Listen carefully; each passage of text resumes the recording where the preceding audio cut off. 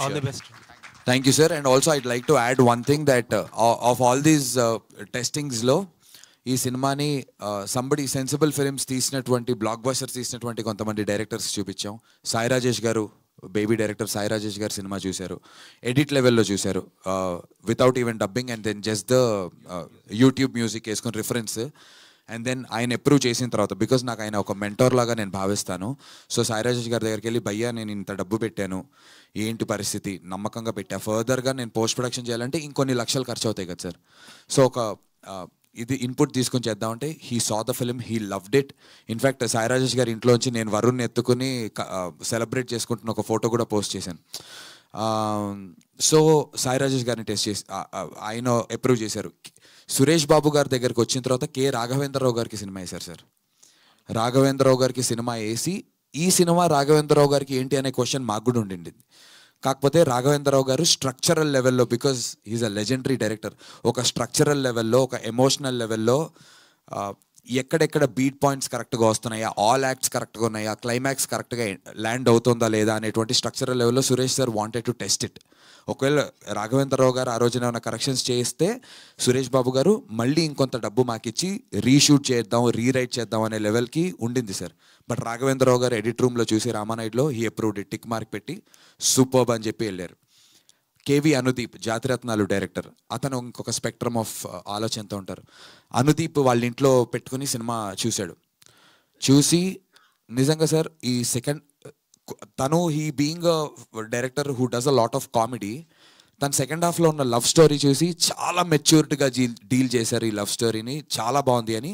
Even before Suresh sir దగ్గరికి మేము రాకముందు అనుదీప్ సెడ్ నాతో, నందు ఈ సినిమాని నేను తీసుకెళ్తాను వేరే బ్యానర్స్ దగ్గరికి, నీకు రిలీజ్ నేను చేపిస్తాను అని చెప్పి అనుదీప్ అప్రూవ్ చేసి he wanted to take it. నా అదృష్టం ఏంటంటే సురేష్ సార్ ఆ 1-2 డేస్లో నెక్స్ట్ 1-2 డేస్లో రాత్రి సినిమా చూడటం, తీసుకుని నన్ను సైన్ చేయడం జరిగింది. But it has been tested not just with the regular audience but also with people that made sensible films మన తెలుగు ఇండస్ట్రీలో. అండ్ ఆ అప్రూవల్స్ తీసుకున్న తర్వాత ప్రాపర్గా సెట్ చేసి ఇక్కడికి రావడం జరిగింది sir. And also I want to make this a statement, ఇప్పుడున్న కండిషన్స్లో మీ అందరికీ తెలుసు సినిమాలు ఓటీటీలు కూడా కొనటం చాలా కష్టం. పెద్ద బ్యానర్ల నుంచి వచ్చినా, పెద్ద హీరోల నుంచి వచ్చినా సరే కొన్ని సినిమాలు కమిషన్ బేసిస్ మీద రిలీజ్ చేస్తున్నారు. అంటే గంటకి 8 రూపాయలు ఏదో ఆ దీంట్లో. ఆన్ దాట్ కంపారిజన్లో psych Siddhartha is one such film sir. As the నిర్మాతగా నేను ప్రాఫిట్లో ఉన్నాను ఆల్రెడీ. కొనుక్కున్నటువంటి spirit media and Suresh productions OTT deals, audio deals అన్నీ క్లోజ్ చేసి వాళ్ళు ప్రాఫిట్స్లో ఉన్నారు sir. So it's table profit film even before the release. నాకు ఇందాక అంత ఎమోషన్ రావడానికి కారణం ఏంటంటే సార్, ఇవన్నిటిని నేను చాలా కాలంగా కోరుకుంటూ ఉన్నాను ఇలా జరగాలి అని చెప్పి. ఆ పైన నా పేరు నందునెస్ అని చెప్పి నా బ్యానర్ పేరు, దాని పక్కన సురేష్ ప్రొడక్షన్స్. నేను పెళ్లి చూపుల సినిమాలో సెకండ్ హీరోగా చేశాను సార్. అందులో చేసినటువంటి హీరో పెద్ద హీరో అయిపోయారు. అందులో చేసినటువంటి రోల్ ప్రియదర్శి పెద్ద అతను మంచి హీరో అయిపోయారు, పెద్ద హీరో. రీతు వర్మ చేస్తుంది అందులో. ఈక్వల్లీ నాకు కూడా పేరు వచ్చింది, నేషనల్ అవార్డ్స్ వరకు వెళ్ళింది. విక్రమ్ అనే క్యారెక్టర్ని అందరు పొగుడతారు, కానీ నాకు ఆ సక్సెస్ రాలేదు. ఇదే స్టేజ్ మీద పెళ్లి చూపులు సక్సెస్ మీట్ జరుగుతోంది. నేను, రీతు, విజయ్ దేవరకొండ, సురేష్ బాబు గారు అందరం కూర్చున్నాం sir.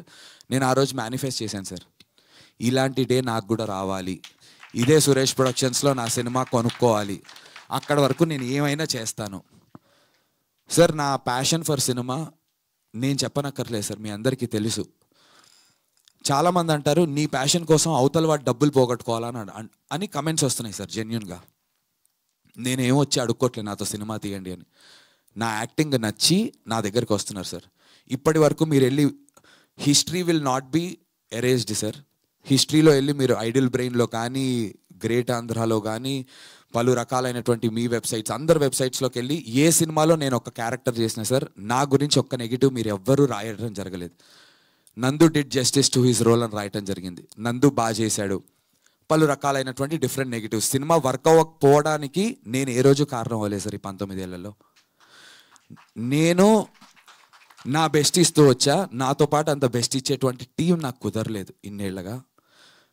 So I decided I will write my fate అనుకున్నాను సార్. ఇంకా దిస్ ఇస్ ఇట్ అనొచ్చు సార్. ఇది చెప్పిన తర్వాత కూడా అంటారు ఏంటి ఇన్నేళ్ళు నీకు బుద్ధి రాలేదా, ఇన్నేళ్ళు వచ్చే నీకన్నా నీ తర్వాత వచ్చిన హీరోలు 100 కోట్లు కొట్టారు అందరు. నిజమే సార్, అందరి అదృష్టం ఒకలా ఉండదు సార్. అందరూ చదువుకుంటారు, అందరూ గోల్డ్ మెడల్స్ తీసుకుంటారు, కానీ అందరికీ ₹1,00,00,000 ఉద్యోగాలు రావు.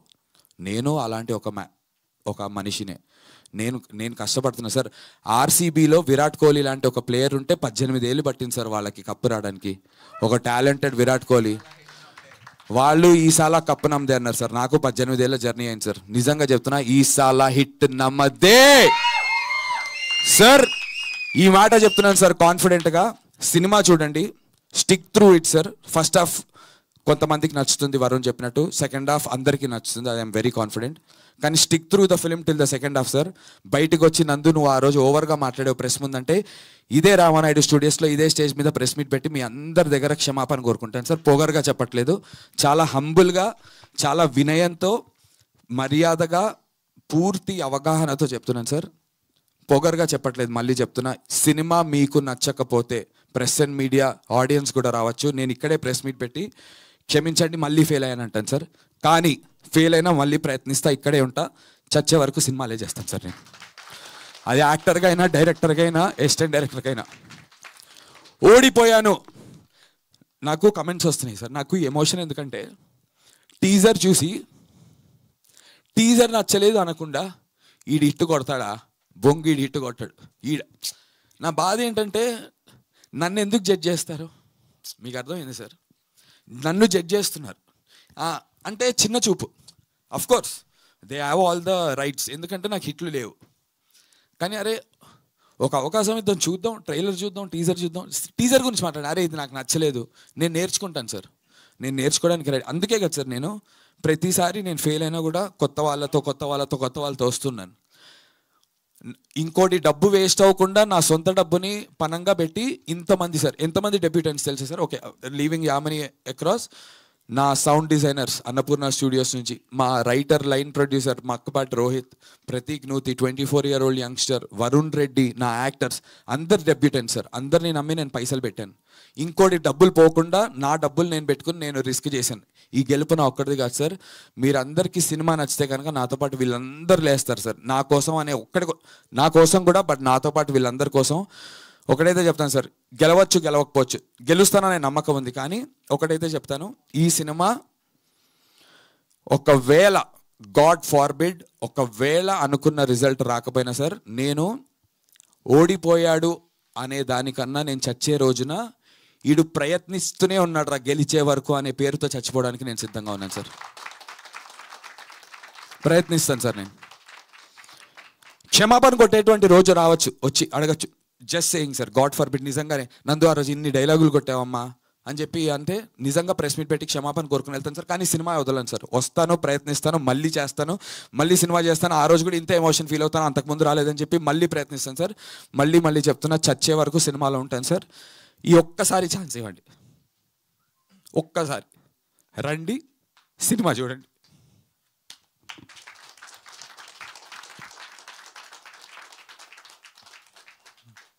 నందు గారు, స్వామి చెప్పండి. Congrats, all the best.